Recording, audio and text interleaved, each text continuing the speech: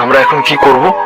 Higher ম্যানেজমেন্টের একজন staff member জিজ্ঞেস করলো নীলকে, স্যার এভাবে তো কোনো লাভ হচ্ছে না, উল্টে লোকসান হচ্ছে। স্যার আমার মনে হয় যেমন চলছে তেমনই চলতে দেওয়া উচিত। আগ বাড়িয়ে আর ইনভেস্টমেন্ট করা ঠিক হবে না। নিজের সব শক্তি দেখিয়ে লাভ নেই, শক্তি বাঁচিয়ে রাখতে হবে। আমাদের শেয়ারস কেউ কিনতে না চাইলে কিনতে হবে না। চেয়ারে বসে সকলের কথা শুনছিল নীল। তোমরা চিন্তা করো না, আমাকে আমার মতো কাজ করতে দাও। ওই 3 এমপ্লয়ির দিকে তাকিয়ে বলল নীল, স্যার আমি রিকোয়েস্ট করছি, আখেরে লাভ কিছুই হবে না, আমরা আর এই বিষয়ে লড়াই করতে পারছি না। এক মধ্যবয়স্ক লোক গলা নিচু করে বলল, রায়চৌধুরী পরিবার তোমাদের কত টাকা করে দিয়েছে? শান্তভাবে বলল নীল। নীলের কথা শুনে ওই মিটিং রুমে সবাই চুপ করে গেল। সঙ্গে সঙ্গে চেয়ার থেকে উঠে দাঁড়িয়ে নীল বলল, আমি তোমাদের একটা কথা বলতে চাই। এখানে যারা মনে করছো যে আমরা হেরে যাব, তারা এখান থেকে চলে যেতে পারে। নীলের চোখে মুখে ভয়ের লেশ মাত্রও ছিল না। রায়চৌধুরী পরিবারকে যেন কোনো পাত্তাই দিচ্ছিল না। এটা দেখে সবাই খুব অবাক হয়ে গেল, কারণ রায়চৌধুরী পরিবারের সঙ্গে ঝামেলা করা কোনো ছোটখাটো বিষয় নয়। আমরা কেন পিছনে পড়ে থাকবো? আমরা কি কোনো ভুল করেছি নাকি? কলকাতা শহরের ইকোনমি ডিস্ট্রয় করার অধিকার রায়চৌধুরী পরিবারকে কে দিয়েছে? ওরা কি মনে করে এই শহর ওদের ইশারায় নাচবে? এত অহংকার কিসের? এই শহরে ছোট থেকে বড় সব রকমের বিজনেস রয়েছে। একজন সবজি বিক্রেতা থেকে শুরু করে কারখানার মালিক সবাই বিজনেসম্যান। মার্কেটে সকলের টাকা আছে, আর সেই টাকায় সকলের অধিকার আছে। সকলের অধিকার কেড়ে নেওয়ার সাহস ওদের কে দিয়েছে? নীলের বক্তব্য শুনে সকলের মুখ হাঁ হয়ে গেল। সিইও হিসাবে প্রথম মিটিংয়েই বাজিমাত করে দিয়েছিল নীল।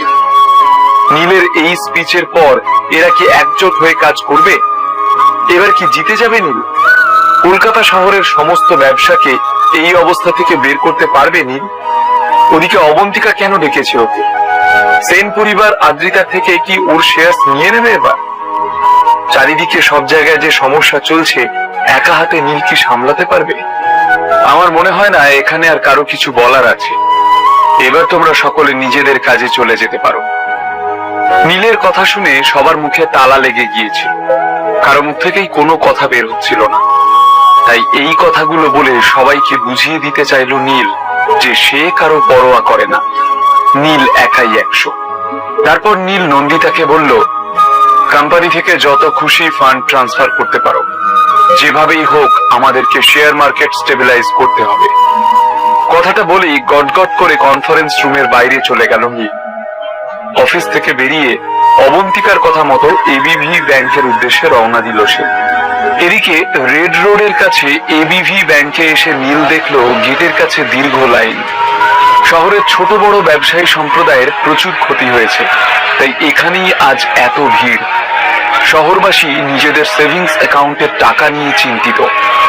অবন্তিকা নিশ্চয়ই ভিআইপি কাউন্টারের সামনে থাকবে, মনে মনে ভাবতে লাগলো নীল। তারপর ভিড় ঠেলে ভিআইপি কাউন্টারের দিকে এগিয়ে গেল সে। ঠিক সেই সময় ব্যাংকের একজন স্টাফ নীলের পথ আটকে দাঁড়ালো। হ্যালো স্যার, আমি কি আপনাকে কোনো সাহায্য করতে পারি? মুখে হাসি নিয়ে জিজ্ঞেস করলো ওই মহিলা। না, আসলে আমি একজনকে খুঁজছি, জবাব দিল নীল। আসলে নীলকে দেখে ওই মহিলার সুবিধের মনে হচ্ছিল না। আসলে নীলের পোশাক, চোখ মুখের অবস্থা দেখে ওকে খুবই সাধারণ লাগছিল। ভিআইপির মতো আচরণও করছিল না, তাই ওই মহিলা ওকে কোনো কারখানার শ্রমিক ভেবে ভুল করছিল। সরি স্যার, এটা আমাদের ব্যাংকের ভিআইপি এরিয়া। এখানে ভিআইপি ছাড়া আর কেউ আসতে পারে না। আমাদের ব্যাংকের রুল এটা। আপনি একটা কাজ করুন, আপনি দরজার সামনে দাঁড়িয়ে অপেক্ষা করুন। একটা নকল হাসি হেসে বলল ওই মহিলা। ঠিক আছে, আসলে আমাকে কিছু বিজনেস ট্রানজাকশন করতে হবে, আমি ভিতরে যেতে পারি? ওই মহিলাকে জিজ্ঞেস করলো নীল। আপনি প্রথমে লাইনে দাঁড়ান, তারপর নর্মাল কাস্টমার এরিয়াতে গিয়ে যে কোনো ট্রান্সফার করতে পারবেন, কেউ কিছু বলবে না। মুখে হাসি রেখে বলল ওই মহিলা।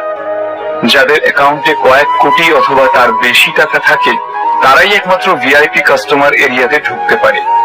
দেখে মনে হচ্ছে এর কাছে কোটি টাকা তো দূরের কথা, কয়েক হাজার টাকাও হয়তো থাকবে না। এই আবার করবে বিজনেস ট্রানজাকশন। এসব কথাই মনে মনে ভাবতে লাগলো ওই মহিলা। আমি কি কিছু টাকা তুলতে পারি? হেল্পলেস হয়ে জিজ্ঞেস করলো নীল। বাইরে এটিএম মেশিনস রয়েছে।